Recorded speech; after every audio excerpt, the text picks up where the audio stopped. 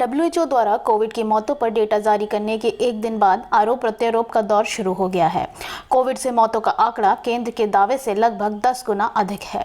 केंद्र की मोदी सरकार ने इस पर आपत्ति जताते हुए डब्ल्यूएचओ के दावों का खंडन किया है। इसी को लेकर कांग्रेस नेता राहुल गांधी ने शुक्रवार को केंद्र सरकार पर हमला बोलते हुए ट्वीट किया। कोविड महामारी के कारण सरकार के दावे के अनुसार 4.8 लाख नहीं बल्कि 47 लाख भारतीयों की मौत हुई है। विज्ञान झूठ नहीं बोलता, मोदी बोलते हैं। उन परिवारों का सम्मान करें जिन्होंने अपने प्रियजनों को खो दिया है। 4 लाख रुपए का मुआवजा अनिवार्य कर उनका समर्थन करें। विश्व स्वास्थ्य संगठन ने कहा है कि 2021 के अंत तक वैश्विक स्तर पर लगभग 1.5 करोड़ मौतें प्रत्यक्ष या अप्रत्यक्ष रूप से कोविड-19 महामारी से जुड़ी हैं। केदारनाथ यात्रा शुरू होने के एक दिन पहले ही मुख्य पड़ाव स्थलों पर यात्रियों की भारी भीड़ उमड़ी हुई है। केदारनाथ धाम में भी यात्री बड़ी संख्या में बाबा के दर्शनों को पहुंच गए हैं। शुक्रवार को कपाट खुलने के समय धाम के करीब 7,000 यात्री मौजूद हैं और इस पावन पल की साक्षी बने हैं। इस दौरान भक्त तस्वीरों को कैमरे में कैद करते हुए दिखे। वहीं धाम जय बाबा केदार के जयकारों से गूंजमय हो गया। वहीं गौरीकुंड, सोनप्रयाग व केदारनाथ में देश विदेश के लगभग 15,000 यात्री पहुंच चुके हैं। केदारनाथ यात्रा को लेकर भोले के भक्तों में भारी उत्साह है। यात्रा शुरू होने से एक दिन पहले ही केदारनाथ यात्रा के मुख्य पड़ाव तिलवाड़ा, अगस्त्यमुनि, गुप्तकाशी, फाटा, रामपुर, सीतापुर, सोनप्रयाग, गौरीकुंड एवं केदारनाथ पैदल मार्ग पर यात्रियों की भीड़ जुटने लगी है, जबकि गौरीकुंड हवाई अड्डे पर जगह जगह जाम लगने का सिलसिला शुरू हो गया है। कोरोना महामारी से हुई मौतों को लेकर विश्व स्वास्थ्य संगठन की रिपोर्ट को लेकर मध्य प्रदेश की कांग्रेस इकाई के प्रदेश अध्यक्ष व पूर्व मुख्यमंत्री कमलनाथ ने प्रदेश सरकार पर एक बार फिर से निशाना साधते हुए दोहराया कि बीते साल मार्च-अप्रैल माह में 1.25 लाख से ज्यादा लोग का अंतिम संस्कार हुए थे। डब्ल्यूएचओ की रिपोर्ट आने के बाद कमलनाथ के बयान जारी कर कहा, मैं शुरू से ही कहता हूं कि कोरोना से देश में लाखों लोगों की मौत हुई, जबकि भाजपा सरकार लोगों की जान बचाने व सच्चाई स्वीकारने की बजाय आंकड़े दबाने व छिपाने में लगी रही। उन्होंने आगे भी कहा कि मैंने मध्य प्रदेश को लेकर भी कहा था कि यहां शिवराज सरकार के कुप्रबंधन के कारण मार्च और अप्रैल के महीने में शमशान और कब्रिस्तानों में 1,27,503 लोगों के अंतिम संस्कार हुए हैं। इसमें अगर 80% भी कोरोना से मौत हुई है तो तादाद 1,02,000 होती है। उत्तर प्रदेश में धार्मिक स्थलों पर लाउडस्पीकर को उतारे जाने के फैसले पर हाईकोर्ट से भी मुहर लग गई है। इलाहाबाद हाईकोर्ट ने कहा कि लाउडस्पीकर पर अजान मौलिक अधिकार नहीं है। इस अहम टिप्पणी के साथ कोर्ट ने बदायूं के एक मौलवी की ओर से दाखिल याचिका को खारिज कर दिया है। कोर्ट का यह फैसला ऐसे समय पर आया है जब योगी सरकार के आदेश पर पूरे यूपी में धार्मिक स्थलों पर 1 लाख से अधिक लाउडस्पीकर उतारे गए हैं और इससे कहीं अधिक भी आवाज को कम करने को कह दिया गया है। जस्टिस विवेक कुमार बिरला और जस्टिस विकास बद्वार की बेंच ने खारिज कर दिया है। इरफान ने अजान के लिए लाउडस्पीकर लगाने की इजाजत मांगते हुए एसडीएम तहसील बिसौली को आवेदन दिया था। एसडीएम की ओर से इसे खारिज करने के बाद इरफान ने हाईकोर्ट का दरवाजा खटखटाया था। पश्चिम बंगाल के कोलकाता में बीजेपी नेता की लाश फांसी से लटकी हुई मिली। मृतक की पहचान भारतीय जनता युवा मोर्चा मंडल के उपाध्यक्ष अर्जुन चौरसिया के तौर पर हुई है। चितपुर में लाश मिलने से इलाके में हड़कंप मच गया है। प्रदेश बीजेपी ने पार्टी कार्यकर्ता की मौत पर दुख व्यक्त करते हुए घटना को हत्या बताया है। उधर कोलकाता के बीजेपी अध्यक्ष कल्याण चौबे का दावा है कि बीजेपी युवा मोर्चा के उपाध्यक्ष सक्रिय कार्ता की बॉडी आज सुबह फांसी से लटकी हुई मिली है। उन्होंने कहा कि वे बहुत कुशल थे। हम कल रात उनके नेतृत्व में 200 बाइक रैली आयोजित करने की योजना बनाई थी, लेकिन आज सुबह उन्हें घोष बागान रेल रोड पर मृत पाया। घटना पर बीजेपी ने कहा कि उत्तरी कोलकाता के भाजपा मंडल के उपाध्यक्ष अर्जुन चौरसिया की बेरहमी से हत्या कर दी गई है और फांसी पर लटका दिया गया। विरोधी राजनीतिक कार्यकर्ताओं की यह लगातार हत्या पश्चिम बंगाल में लोकतंत्र के पतन को उजागर करती है। पिछले साल 57 बीजेपी कार्यकर्ताओं की हत्या कर दी गई थी। टीएमसी ने मानवता का गला घोट दिया है। भाजपा नेता तजिंदर पाल सिंह बग्गा को पंजाब पुलिस ने उनके खिलाफ दर्ज एक मामले के सिलसिले में शुक्रवार को उनको पश्चिम दिल्ली स्थित आवास से गिरफ्तार कर लिया गया है, जबकि दिल्ली पुलिस के वरिष्ठ अधिकारी ने इस बारे में चुप्पी साधे हुए हैं। पंजाब पुलिस की ओर से कोई भी आधिकारिक जानकारी नहीं दी गई है। जानकारी के मुताबिक पंजाब पुलिस के भारतीय दंड संहिता आईपीसी की धारा 153A 2 समुदाय के बीच तनाव पैदा करने 505 और 506 के तहत मामला दर्ज किया था। इससे पहले भी पंजाब पुलिस ने उन्हें गिरफ्तार करने के लिए राष्ट्रीय राजधानी आई थी, लेकिन बग्गा घर पर नहीं होने के कारण उन्हें कामयाबी हासिल नहीं हुई।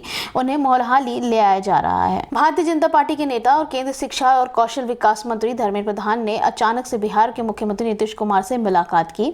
दोनों के बीच इस बैठक ने अटकलों के बाजार को गरमा दिया है। कयास लगाए जा रहे हैं कि बहुत जल्दी नीतीश कुमार की कैबिनेट में फेरबदल हो सकता है और बीजेपी के नेताओं को बदला जा सकता है। बता दें कि दोनों नेताओं के बीच बंद कमरे में हुई यह मुलाकात काफी देर तक चली थी। हालांकि इस बैठक पर विषय कर कोई भी स्पष्ट जानकारी नहीं मिल पाई है। इस मुलाकात के संदर्भ में भारतीय जनता पार्टी का कहना है कि इसे कोई राजनीतिक अर्थ ना निकाला जाए, लेकिन माना जा रहा है कि जल्द होने वाले राष्ट्रपति उपराष्ट्रपति चुनाव और बिहार कैबिनेट में फेरबदल को लेकर दोनों नेताओं के बीच चर्चा हुई है। इस बीच बिहार के शिक्षा मंत्री विजय कुमार चौधरी को भी बुलाया गया और उन्हें भी केंद्रीय मंत्री धर्मेंद्र प्रधान से लंबी बातचीत की।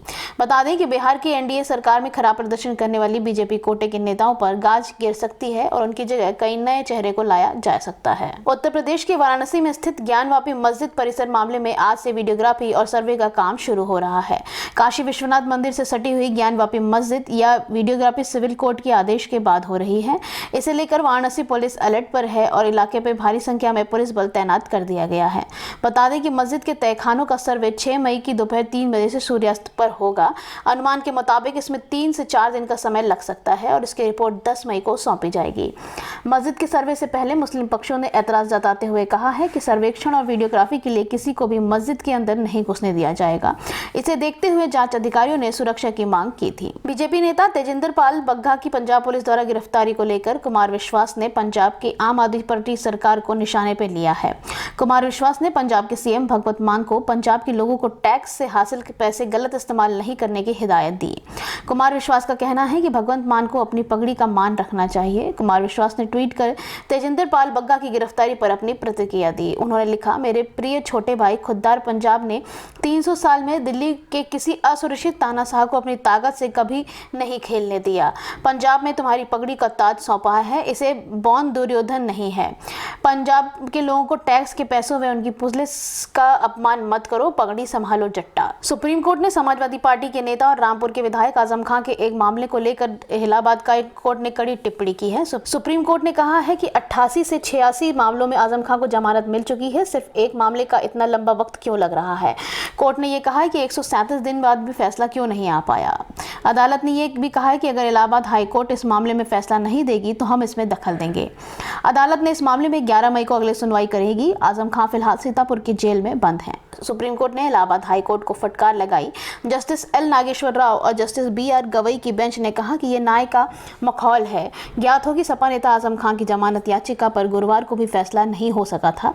शत्रु संपत्ति में मामले में उनकी जमानत को लेकर इलाहाबाद हाई कोर्ट में 3 घंटे तक दोनों की तरफ से बहस हुई। दोपहर बाद बहस सुनने के बाद जस्टिस राहुल चतुर्वेदी की अदालत ने फैसला सुरक्षित कर लिया। गृह मंत्रालय की सूत्रों से मिली जानकारी के अनुसार बीड की परली जिला कोर्ट ने मनसे प्रमुख राज ठाकरे के खिलाफ एक और गैर जमानती वारंट जारी किया है। राज ठाकरे के खिलाफ यह दूसरा नॉन बेलेबल वारंट है। इसके पहले 6 अप्रैल को सांगली कोर्ट में भी ठाकरे के खिलाफ वारंट जारी कर चुकी है। यह नॉन बेलेबल वारंट साल 2008 के एक केस का जारी हुआ था, जिसमें उनके खिलाफ आईपीसी की धारा 153, 109, 117 और बॉम्बे पुलिस एक्ट की धारा 135 के तहत केस दर्ज किया गया था। लाउडस्पीकर विवाद के मामले में महाराष्ट्र की अखाड़ी सरकार को अल्टीमेटम देने वाले महाराष्ट्र नवनिर्माण सेना प्रमुख राज ठाकरे की भी गिरफ्तारी हो सकती है। दरअसल पिछले कुछ दिनों से सभी मस्जिदों से लाउडस्पीकर हटाने को लेकर राज ठाकरे काफी चर्चा में बने हुए हैं। बीजेपी नेता तजिंदर पाल सिंह बग्गा को पंजाब पुलिस ने शुक्रवार को दिल्ली से गिरफ्तार कर लिया है। तजिंदर बग्गा के खिलाफ 1 अप्रैल को पंजाब में FIR दर्ज की गई थी। तब बग्गा पर भड़काऊ भाषण देने, शत्रुता को बढ़ाने और आपराधिक धमकी देकर आरोप दर्ज किया गया था। तजिंदर पाल सिंह की गिरफ्तारी पर उनके पिता प्रीतपाल सिंह बग्गा का बयान आया है। प्रीतपाल सिंह बग्गा ने पंजाब पुलिस पर आरोप लगाते हुए कहा कि आज सुबह 10 से 15 पुलिसकर्मी हमारे घर में आए और तजिंदर को घसीटकर बाहर ले गए। जब मैंने इस घटना का वीडियो रिकॉर्ड करने के लिए अपना मोबाइल उठाया तो पुलिस मुझसे दूर कमरे में ले गई और मेरे चेहरे पर मुक्का मारा।